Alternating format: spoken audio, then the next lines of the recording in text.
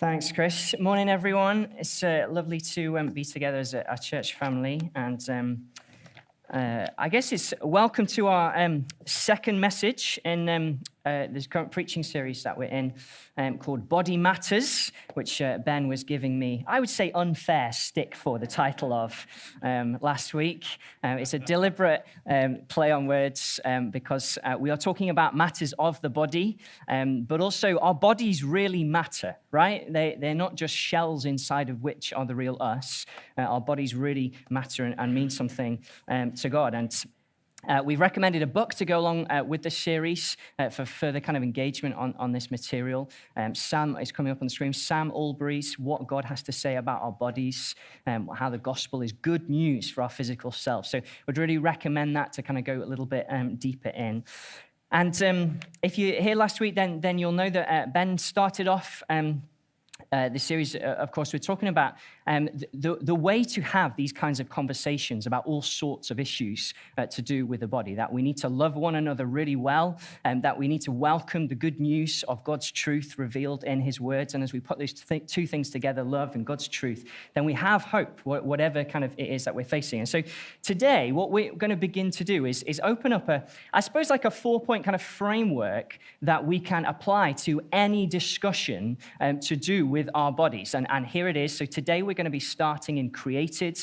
Next week we're going to look at what it means that the design gets broken. Then we're going to look at understood. That's Jesus coming in the incarnation and then redeeming us in the cross, the resurrection, and into eternity. And what I want to encourage us to do as we engage with things this morning is just recognizing that as we look at us being created by God, often what we're very tempted to do is then rush on to all of the brokenness that we see in our own lives, right? And see kind of in the world around us. And those things are all very real, and God is with us in the midst of them. I just want to encourage us as far as possible this week, not to kind of rush on, but just to base ourselves in the good news of what it means that God has made us and made us in his image, and some of what we'll look at today, not to kind of rush on too far ahead in the story. Because what we're going to do, where kind of this morning's heading towards, is that at the end of this message, we're going to take communion together. And sort of as we head to the various sort of stations around the room, you'll see that there's some mirrors that have been kind of appearing. And what I'm going to invite each of us to do, if we want to, is that as we go to the table, to firstly stop in front of one of those mirrors, to pause for a moment, and to thank God that we are made by him and for him and in his image. And then with all of the questions that we have about why our bodies malfunction and why things are the way they are in life, to then go to the table and receive the one in whom hope is found. Now, I know that won't be for everybody. I know there'll be particular issues and life circumstances that mean that standing in front of mirrors is too much for some people. That's okay, but that's kind of where we're heading towards. And so let's jump straight into the scripture. We're going to go right back to the very beginning. So this is Genesis chapter 1. So this is the creation of the world, the 6th day. And here's what it says. It says, "Then God said, 'Let us make man in our image, after our likeness, and let them have dominion over the fish of the sea, and over the birds of the heavens, and the livestock, and all the earth, and every creeping thing that creeps on the earth.'" And here's where we're camping out, verse 27. "So God created man in his own image. In the image of God he created him, male and female he created them. And God blessed them. And God said to them, 'Be fruitful, and multiply, and fill the earth, and subdue it, and have dominion over the fish of the sea, and over the birds of the heavens, and over every living thing that moves on the earth.'" And what we've got to remember when we read something like this is that we're at a kind of stage in the story where there's no brokenness in the world yet. The plan of God is unfinished. It's still for Adam and Eve to fill the earth rather than just kind of the boundaries of the Garden of Eden with people that look like God, image bearers of God. But this is humanity walking in the garden with its creator, and there's no shame, and there's no strife, there's no sin. And it's a foretaste of what one day life will be like with God, because as we were hearing in the worship, that is what Jesus has won for us in the gospel. Won a permanence of access before the throne that is not dependent on how we're doing, how well we've been doing in our Christian walk or anything like that, but solely on the fact that he is risen from the dead. But in the meantime, a passage like this, it explains our wiring. It has something to say about who we are.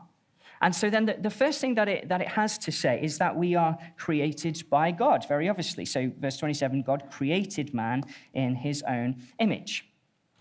Now, I'm going to put a picture on the screen for you. And I want you to kind of have a look at this picture and I ask you the question, what is it? What can you kind of see in this picture? And you might kind of think, okay, so there's a swimmer there. It looks female from the description, obviously swimming under the sea or lake or whatever. Looks like a kind of sunny day, though maybe feels a bit sort of cold. There's obviously some beautiful vegetation at the bottom of whatever the body of water is that's swimming in.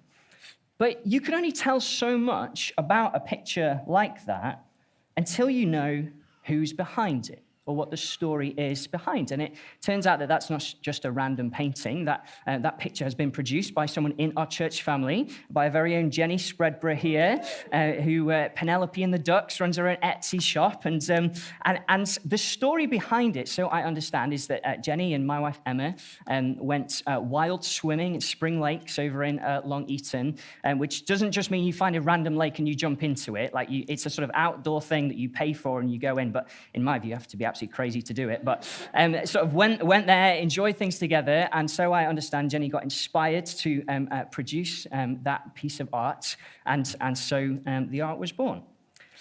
And in the same way, there's more to humanity than simply just what you see, than simply just seeing people. We can see that picture and we can say, okay, so we can paint, we can have an understanding of what it's like. But there's a whole story behind it. There's purpose, there's design, there's explanation that's going on in our backgrounds. And in the Bible, it says that we were made very deliberately by God, out of the overflow of his self-giving love. And we were made to know him and made to enjoy him, and that it was very good. Most of the things in Genesis chapter 1 in creation are described in the words of God as good. The creation of humanity is very good. That is to say that your being made by God was a very good thing in his sight. That you are, as Sam Albury puts it in his book, the product of God's intention. I love that phrase. And that means that you weren't born a mistake. And it means neither is your body a mistake. It means your life has meaning. I love the words of the psalmist, Psalm 139. Is it David's? Let's just have a look. Yes, Psalm of David's. It says, "For you formed my inward parts. You knitted me together in my mother's womb. I praise you, for I am fearfully and wonderfully made. Wonderful are your works. My soul knows it very well." Fearfully and wonderfully made. Fearfully there just means made according to God's purposes. It means that he's your designer. Wonderfully means your very creation testifies to the goodness of God, that there is praise for his beauty demonstrated in the intricacy of your body. He gives us meaning. We don't have to create it ourselves. I love how Glyn Harrison, the Christian psychiatrist, puts it in his book, A Better Story. He says, God welcomes human beings into his reality. This simple fact has far-reaching implications for our posture towards the world and our place in it. It means that whatever we see as our purpose, it needs to be with a sense of humble submission to its creator. This is his reality, not ours. And Harriet was praying something very similar in worship, wasn't she? Created by God. But the passage also then goes on to say that God created man in his own image. And the image of God is a phrase that has long been debated, but it's an idea that gives tremendous value to each human life. Now, I want to do a little sort of illustration for you. Take this mirror here. So, this is a mirror, and it has a status. It has a thing. Sorry, the light is now shining on you guys. I'm just going to put that down statically. Otherwise, lots of you are going to go blind because of the lights being shone. It has a status. It has a thing that it is. It is a mirror. But it also has a role, doesn't it? It has a thing that it does. Its role is to reflect, to shine out. And it's the same with us in the image of God, isn't it? We are the image of God. We have a thing that we are. We are the image of God. That gives us dignity. It gives us purpose. But we also have a role.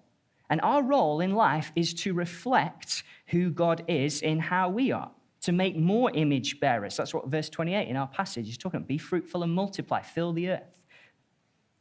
And at the risk of kind of jumping ahead to next week, in the fall, where things get broken in the world around us, where humanity turns its back on God and sin enters the world, we don't stop being human in the fall, do we? We're still in the image of God. We still have the status. We are still in the image of God. But our role to reflect God to the world around us now gets scarred or marked. And it would be like if I was to take a hammer to this mirror here and kind of smash it up in front of you, and it was to get all cracked, it would still be a mirror, wouldn't it? It would still have its status. It's still a mirror. But its role to reflect out to you is now broken and marred. But unlike a 13-pound IKEA mirror, that if it was just cracked, we would chuck it away, God still values us. We are still of incredible worth to him, even though we're broken. And actually, perhaps a better illustration would be that if I was to have brought up to stage a broken Stradivarius violin or a damaged Picasso painting, we couldn't afford those, unfortunately. But the role of those things is not possible. The violin is damaged. It can't be played. It's broken. But it's still of incredible worth because of who it's made by. And in the gospel, our role is being restored. We are being made into the likeness of Christ that we might reflect him more and more. But our status has always remained. We're made in the image of God. And that means that your life has value and worth and dignity because of who you were made by. And that, of course, is the basis of all modern human rights, isn't it? People like secular historian Tom Holland, who does the Rest is History podcast. Some of you might know it's quite popular. They will tell you that. And if it just even a simple comparison between Christianity and, say, Roman society, lots of the New Testament was written into. Christianity, everyone's made in the image of God. You have value and dignity and worth and purpose. Roman society, you're just a commodity. You're left at the side of the road. You're killed if you're not useful. So you put these two things together, that we are created by God and made in his image, and what do you get?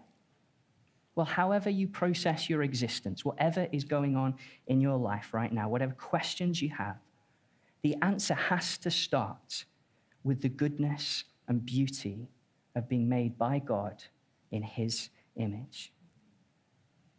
I wonder if that is part of your thinking. Now, this isn't just positive body talk. This is the truth of how we're made. This is our wiring. This is our purpose. And so, if you want to, at the end of this message, we can stand in front of the mirrors around the room and we can thank God that we are designed by him, that we have purpose and value and dignity, that you're being made, and you can look around and see the same of others in the room, is a very good thing in God's sight. So, we're created by God, we're made in his image, but then thirdly, we're embodied.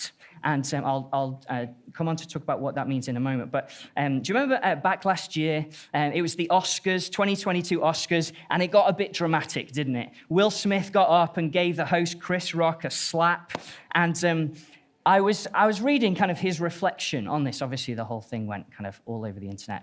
And a few months later, Will Smith was reflecting on that night and what happened. And he said, that was one of the big things for me. I had to forgive myself for being human. It's a fascinating statement, isn't it? I wonder what he means by that. Does he mean that we make mistakes? Does he mean that we get angry? Does he mean that we desire a sense of justice?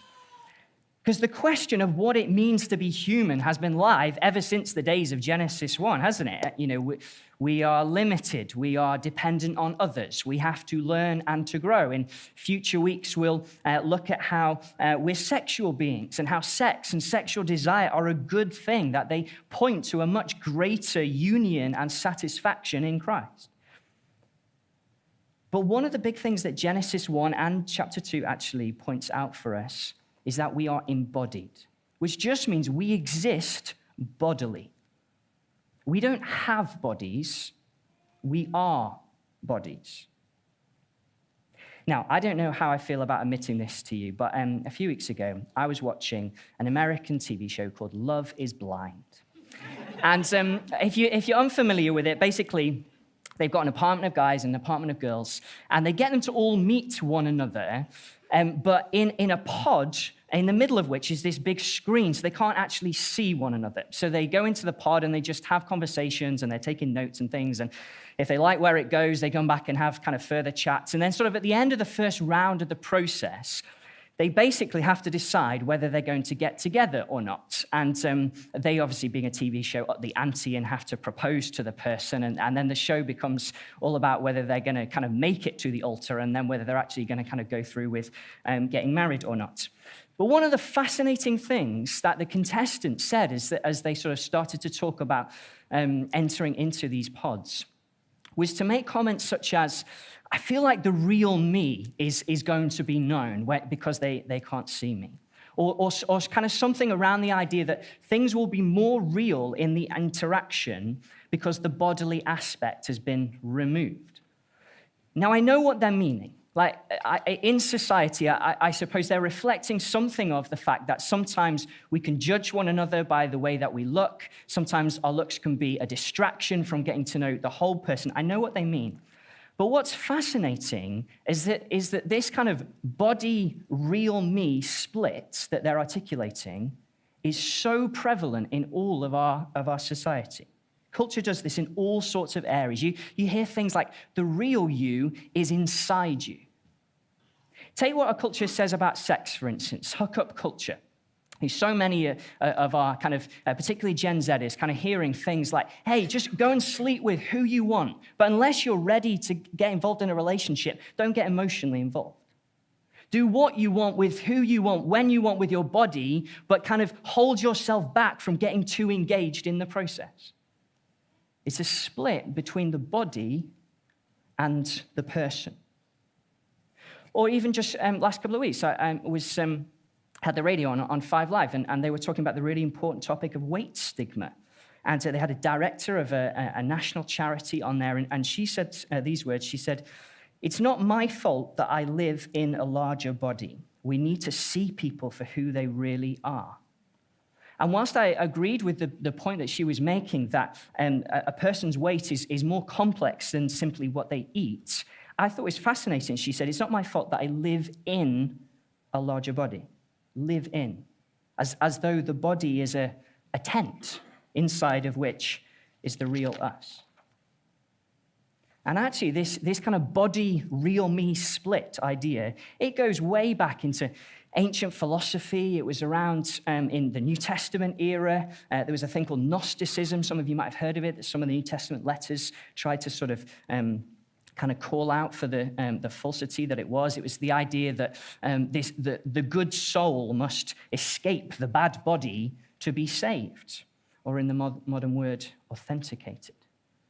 It's eerily familiar, isn't it? And if only the real me could kind of overcome the limitations of my body. But the Bible has good news for us. And just in the next chapter, on Genesis 2, verse 7, it says this. It says, "Then the Lord God formed the man of dust from the ground and breathed into his nostrils the breath of life. And the man became a living creature." And he's saying we are earth and breath together. We are matter and spirit together. How does the Bible describe the makeup of the human person? We are body and soul, one integrated whole. Body and soul, one integrated whole. That is to say that both body and soul are as important and as spiritual and as designed by God as the other. That we don't need to look inside ourselves for who we really are, but that our bodies really matter. They indicate something. They testify to something. They're the means by which we enjoy relationship with God and with other people, the means by which we know ourselves, the means by which we process the world around us. So when we stand before the mirror at the end of this message, we can thank God that we're created by him in his image. But we can know that what we see is the real me as much as our character or personality or inner life are as well. Now, just a quick word on how that applies to our online profile, because we're not talking about enough delicate topics this morning, obviously. If we're embodied, that means we were made for real, in-person community. And that means that our online interactions, our social media profile, our Zoom calls, they're not the full us. They're a sort of adaptable avatar, if you like, an image of us, a presentation. And you can feel it, can't you? It's the interaction with someone is never the same through a screen, is it? Like convenient as it may be, it's just never the same. People can say something, and the next time you see them, there's this weird thing of like, you don't feel like you've seen them say it. Now, I know that some amongst us, and some perhaps even watching online this morning, won't have the choice of things like watching church services online. You know, maybe you're watching this morning, you're housebound or you're caring for others. I get that. We're not going to stop streaming our online services anytime soon. But if you do have that choice in your interactions, I want to really encourage you not to settle for, I'll just watch it online just because it seems easier. And likewise, let's not focus more on our Instagram profile than on our character and relationships. Let's never lose sight of the in-person community that we were made by God for. So we're created by God in his image. We're embodied. And then the last thing is that we were made male and female. So here's verse 27 again. God created man in his own image. In the image of God, he created him. Male and female, he created them. And Sam Albury notes in his book how we're not the only species created male and female in the world, are we? But we are the only one that has such significance attached to it. And here in Genesis 1, in teaching on what it means to be made in the image of God, the bodies that we are as male and female get foregrounded, don't they? It's saying that there's something about the interplay between men and women that helps us to image God. That our maleness and our femaleness are, as Andrew Bunt, author and blogger, labels, a divine-given identity. He's saying that as male and female, we're made like one another. We're human. We're equally valued by God. We need community. But also that we're different from one another, aren't we? And there's obvious biological distinctions. There's more general trends in the way that we operate, the roles that we have. But together, male and female, together we fulfill God's plan to fill the earth with people that look like him. That's verse 28, be fruitful and multiply. And it's expressed, of course, physically in the act, the fitting, without getting too graphic, of sex, which then, infertility and contraception accepted, produces new life. It's a life-giving union. And of course, Ephesians 5 comments on it. It says, Ephesians 5, verse 31, therefore, a man shall leave his father and mother and hold fast to his wife, and the two shall become one flesh. This mystery is profound, and I'm saying that it refers to Christ and the church. So we see it operating physically, but we see it operating spiritually too, in the operation of men and women together as church family in the spread of the gospel to create more image bearers, people that look like Jesus. But Genesis 1 is making some points about these two similar yet different bodily discerned genders. It's saying, firstly, that they're a gift from God. Remember that Sam Albury phrase, a product of God's intention. That our bodies are not arbitrary, but they're intentional.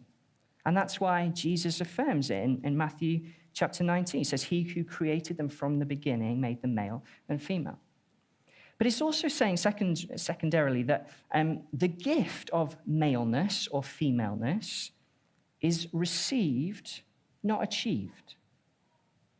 And that's really important. Received, not achieved. It's really important because culturally, we assign all sorts of hobbies and habits and color preferences to the genders that, for those that don't fit them, either leave them feeling insecure or more acutely questioning their own gender.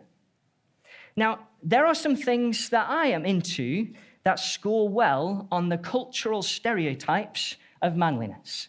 I love Match of the Day. I love action films, and I don't like rom-coms. I'm really sorry.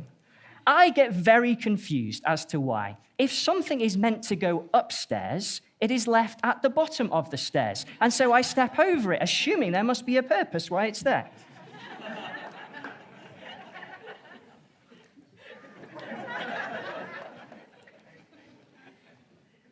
But there's plenty more of my own experiences that have left me not feeling like a real man.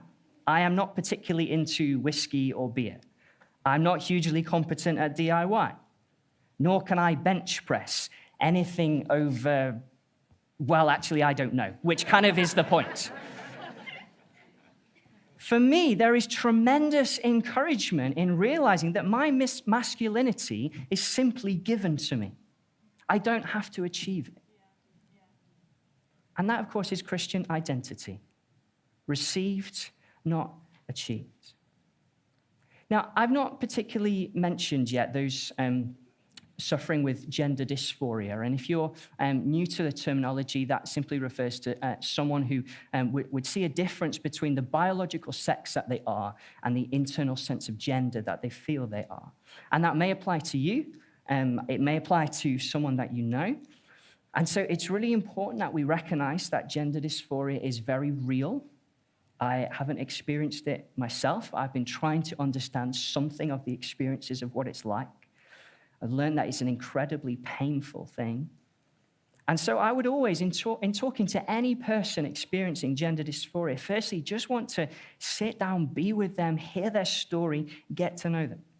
Each experience is different. They may very likely have suffered rejection or harm or othering in all sorts of places, including churches.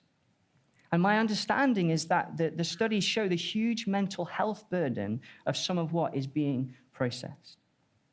And there's lots more that we could say on this and in the wider area of sexuality, and we will do that in future weeks, though, this series about more than just sexuality. But if I could give one encouragement as you or those you know process gender dysphoria and the confusion and the pain, it would be to say that the Bible says that your biological sex is a very good thing, that it's a received gift, that it's deliberate, that there's purpose in it, and that however you process your experience from there, whatever you feel internally, you may or may not already feel like your biological sex is a good thing. I want to gently suggest that there is tremendous beauty in knowing God's delight in making your body, and that Jesus is sufficient for your and for my every need. He says of him that a bruised reed he will not break. And actually, you could say exactly the same on all sorts of other matters to do with the body, couldn't you? Processing eating disorders, disability, same-sex attraction, mental health struggles. These things are real. We've got to be really open with one another as church family about them. But however we process them, I want to gently suggest that there is tremendous beauty in knowing God's delight in making your body, and that Jesus is sufficient for your and for my every need, and that a bruised reed he will not break. So we're created by God in his image, embodied as male and female, and all of that, God says, is very